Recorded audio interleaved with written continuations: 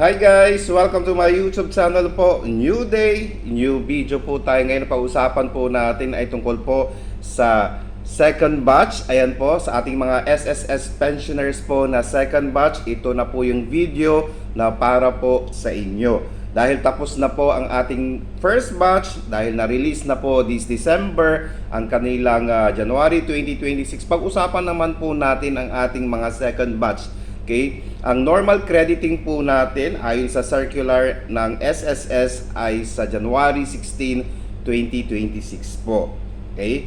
Pero may mga ilang banks po tayo, may mga ilang bangko po na mas maaga pong nagre-release. One day ahead po silang nagre-release. Okay? Kaya nga po sa ating mga SSS pensioners po dyan, paki-check nyo po by January 15 ang inyong mga accounts, ang inyong ATM account.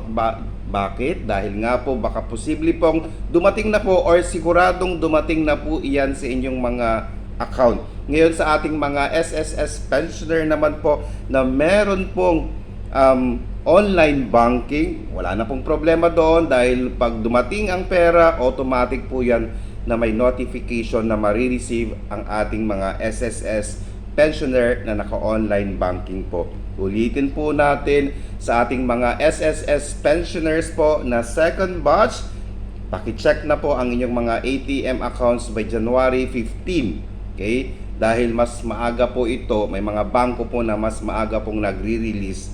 Okay? Sa ating mga SSS pensioners po na hindi pa po nakapag-comply ng AKO, please mag-comply po kayo dahil iyan po ang isa sa mga rason kung bakit wala po kayong matatanggap na monthly pension. Okay, mag-comply po ng annual confirmation of pensioner po para po hindi po masuspend ang inyong monthly pension. Sa ating mga SSS pensioners po sa buong Pilipinas at sa ibang bansa po, okay, Merry Christmas po and Happy New Year po sa inyong lahat. Okay, maraming salamat po and stay safe. Bye-bye.